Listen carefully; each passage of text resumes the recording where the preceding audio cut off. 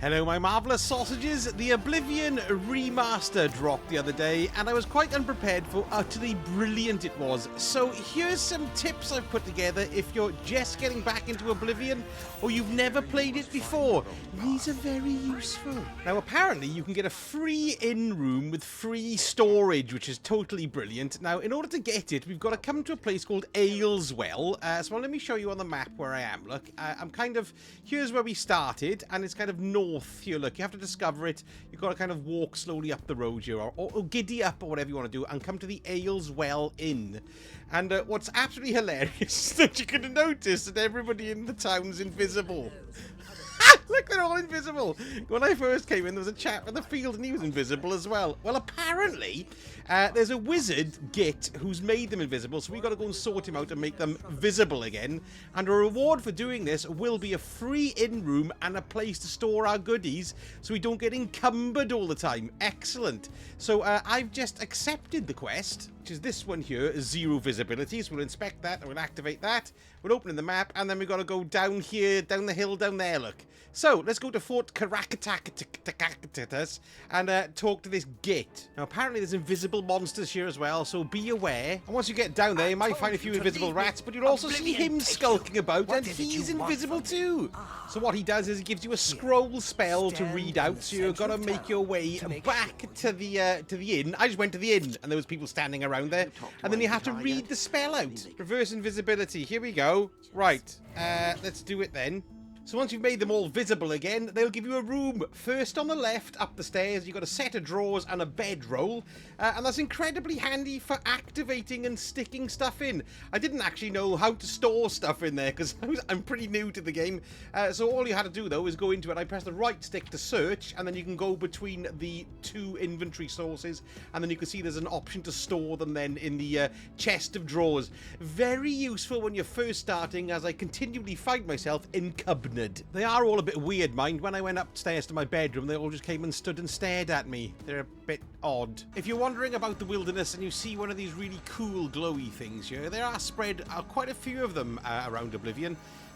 They're called Ayleid wells or Ayleid wells or eyelids. Anyway, what they do is they restore your Magicka, which is pretty cool, and they also fortify your Magicka by 50 points for 300 seconds too. So it's good for getting your magic back nice and quick, but they can only be used once a day. So once you activate it like this, look, it'll just, well, I can't actually. There you are, you draw power from the well, bang, it's gone out, and it'll be relit again then in 24 hours. Very useful on your journeys if you're getting a bit of magic trub.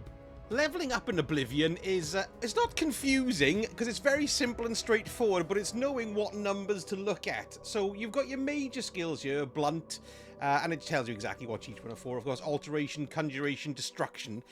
So you can see we've got a bar at the bottom there, which is 3 to 4. That's your overall level. So I'm currently level 3 on my way to level 4. And then on my major skills, you have to show with this. I got to press the right stick on the Xbox to extend the page out so you can see what levels you're on. And then you can see it's got that circular gauge there. Now that's the individual skill level for that particular skill, oddly enough. So you can see for my destruction, I'm 43, and I'm kind of 3/4 of the way to 44. And when I increase a major skill and also a minor skill now, it all adds to the total of your overall skill level going up. Now, the way to increase your skills is to just use them. So for destruction, I have to use more destruction spells, or restoration spells. And a very useful or easy one to see the effects of pretty much straight away is just athletics. You can see I'm on level 26 there. I've only just leveled up to that one. Affects how quickly you run, swim, and sprint. And there's also another one here you can do without actually actively engaging any enemies, really, is acrobatics. That means you can just jump all around the place. So I didn't put hardly anything. Well, you don't put hardly anything to these. But the more you jump, the quicker they'll go up. And that applies to absolutely everything. So mercantile, of course, the more items you buy affects your ability to get better deals on buying or selling goods. Apparently what puts that up is buying more expensive stuff. So all of these things contribute to your overall skill level, and by doing some of them just as you're running around the place, like the athletics and stuff, is going to give you higher levels there as well. There we go. My acrobatics increased to level 12, and I had a slight increment in my overall level number there as well. That doesn't take very long. I've got my stamina bar there, so I just got to keep on doing this, just to do this and get this up as much as possible.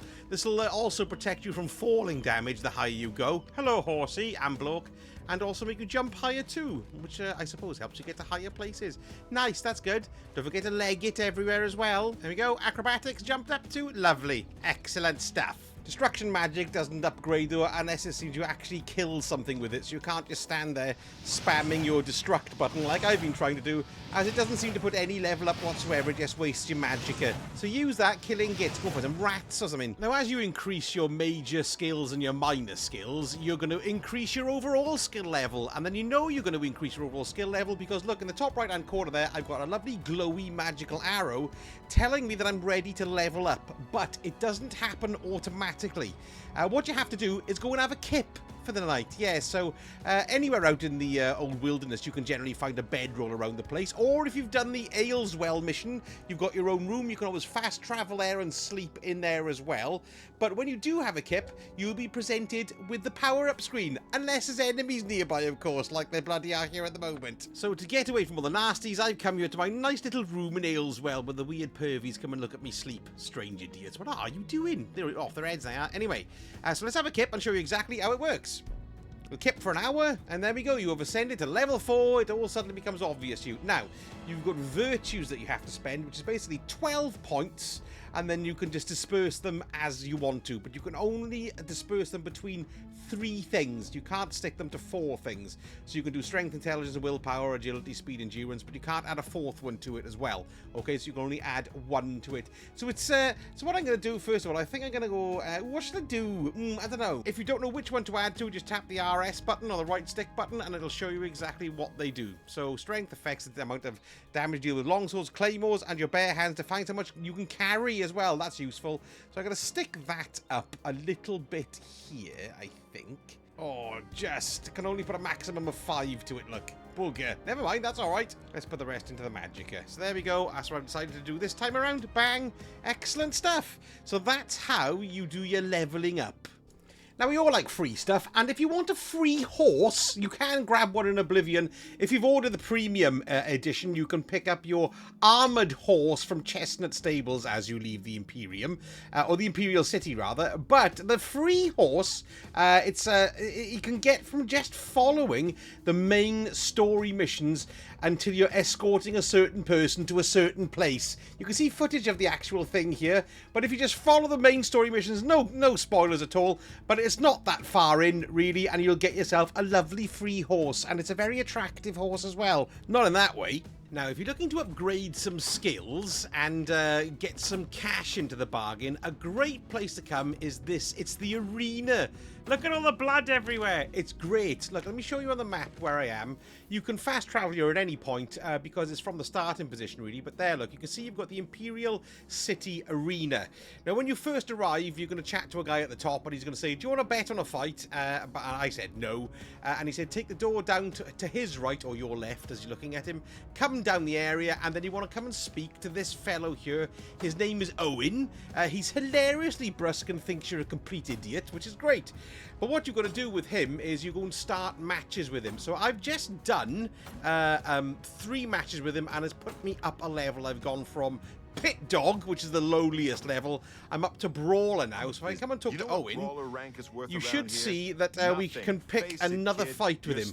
Look, he's calling me a maggot. Hilarious. All right, let's skip that. So I go to ready for match. Okay, look, Brawler, like this. you know the drill. There we go. And now when she does that, then the door will open up here.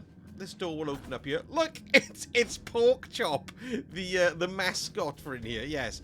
So we're the blue team, and you want to run up this platform here or up this slope here to get to the arena. This thing here is the Basin of Renewal. You can only activate that after a battle, and it restores your health and stuff. So don't forget to do that. So here we go. We're going to go up the blood-spattered area here and out to the arena. And this is where we face all the gits. Now, Owen will give you a raiment, which means some kind of armor. I picked a light raiment, basically. The arena light raiment there. It gives me a fortified personality on self, Fortify Athletics on self, but you can have a heavy one as well, which will give you more defense. I don't know why I picked a light one. I'm obviously mental. So we're going to pick that one here. We're going to go and see how this next level of battle happens. And you've got a cool announcer here as well. And you've got to wait for the gates to open and then you kill them. I've got my bow and arrow out here, but you can use anything to attack them. Basically use what you want to level up. So I'm going to kind of level up, let's have a level up my sword there. And I'm going to level up my magic. I don't have a shield yet, but there we go. Excellent, it's fight time. Here comes the yellow team Git. He's a little bit more dodging round than the other one. This isn't too bad either. So he's got an axe, but you know, that's alright, isn't it? Yeah, kick his face. He's got a shield. Yes. Run to him there. See, you can, my block increased to 6 there, which in turn put up my large level, which is nice. Ow. There we go, he's dead. They're not so bad at this kind of level. You're not allowed to loot them either, otherwise you'll get into trouble. So once you kill them, they'll just say, all hail, and then bugger off back down the way you came. Which is where we go. So we go back down the way we came into the Bloodworks. So don't forget now as well to renew yourself just in case you've had any problems. You wash the grime of battle from your body and feel completely rejuvenated. There we are, that's lovely. It gives Pork Chop a bit of a doodah as well. So we have to go back and see Owen now then to get our reward. So I've got 748 gold there. Let's see how much gold he gives us this time by Chinwaggery. Okay, there we are, he's giving me 100 gold look straight away, which is great. Here's your payout. But they didn't make you grand champion. Here's your payout. Now go clean yourself up for your next match. And that's it. And that's all you have to do is rinse and repeat with that, really. So now you can't come back out and go straight back in again. You actually have to go and speak to Owen and start the next match. So we'll do that one more time. But this is a great way to level up. A great way to get cash. It really is as well. So yes, I'm ready for match there, look. This next match is going to be a challenge. Turns out there are two Wood Elf sisters who always fight. Oh no, we're going to fight both of them. This will be entertaining. Oh, she's got a big broadsword. It's pretty good when you're at the lower levels. Are they both coming at me? Oh, that's right. One of them at a time. Oh yeah, like every time I was blocking, it was practically increasing my block. She's got a bow and arrow. Ha ha! Doesn't seem to have much in the way of stuff. She's running away. Flare. Flare. There we go! Job done! Not too bad at all. So there we go, 100 gold a pop and a great way to level up as well. I would heartily recommend coming to the arena. And as you go up the ranks, look, the monetary rewards become a lot bigger. Let's have a look how much this time. We've got a Bloodletter. That was a good fight, Bloodletter. 150 gold! Going up in increments of 50, it would seem. This is excellent. Go on, do it, I would. Here's a handy little tip for you when you're looking around the map and then you think, oh, okay, there's the map, lovely, lovely, there's all the things. Sure, I am in the Imperial City. And you can zoom in as well to have a little bit closer look. I'm going into the Market District. But if you go into maximum zoom, if you leave go of the right trigger, this is on Xbox, of course, and then tap it again, you'll go in to a sort of city level map area, which is pretty cool. So you can see exactly where you are and the area around you. I've only just come into this market district, so there's not too much there.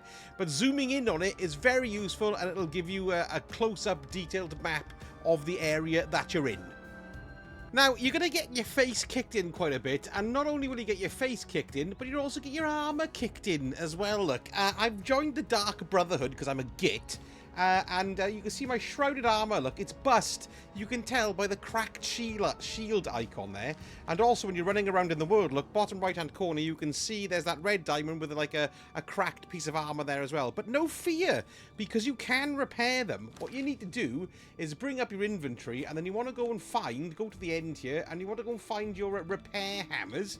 So let me go and find my repair hammers. Now, the repair hammers, you pick them up generally, well, in the world, or you can buy them, I suppose. But I found quite a few around the place. Let's have a little look, see if I can use them. This is my first time. So, I'm pressing A to activate the repair hammers, and I go into the repair screen, and there we are, look.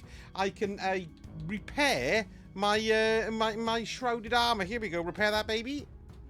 Only an apprentice armor or higher may repair magic items. Git, I can't do it. So you've got to be a certain level in order to repair them as well. So what do I need to be? An apprentice armorer. That's very interesting. So what I'm going to do, I'm going to repair my steel short sword because it's had a hell of a kick in there. Let's see if that'll get me up to an apprentice armorer level. I doubt it very much. How many of those have I got? Break chance high. So the repair hammer doesn't break with one go. It breaks. There we go. I've lost one there. I've lost one there. The higher the level gets. That's intriguing. So there we go. Look, I've gone to Armourer 9 already by just using the 4 repair hammers. And I need to be at level 25 in order to repair magic items. So a little bit of way to go there. So repair hammers, I want to get a big bumhole of those in order to fix my armor. So in attempt to upgrade my apprentice level, I've come here to the Imperial City Market District and I'm buying some repair hammers. They're 18 gold each. He's got 20 of them. So let's buy a few. Let's just buy them all. Go on, 300. Yeah, go on. Why not? It's only a couple of scraps. So we want to get that armor skill up to 25. Will we be able to do it with all? I don't think I've even got enough to repair. But anyway, let's go and do our repairing, larks. Okay, let us start by. I can't fix that yet. Can't fix that yet. Do that.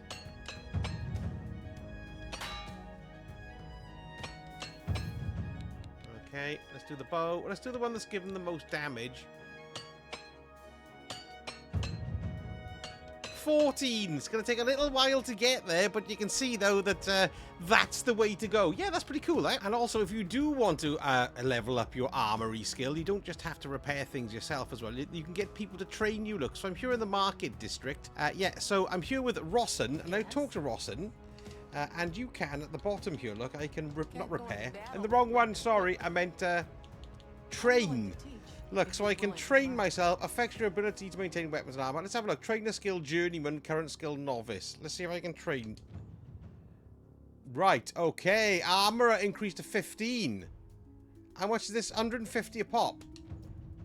So basically, 150 to level me up to each one. I don't know how much money I've got. Quite a bit. No, I'm skint already, which is a bit of a get. Last one, there we go. I can't train any higher. But see, that's got me up to 19, which is excellent. So, multiple ways to get your armor skill up, which I think is going to be very handy throughout the game. And I just want to say as well, the moments in this game are amazing. You know what I mean? There's just moments, like I've just come out of the inn here. The sun's either coming up or going down, I can't remember. And the music is just amazing. It's coming up over the ridge, look. That's totally fantastic, isn't it? Look at that. Oh my god. And that just immerses you in the world. The moment to moment is just brilliant.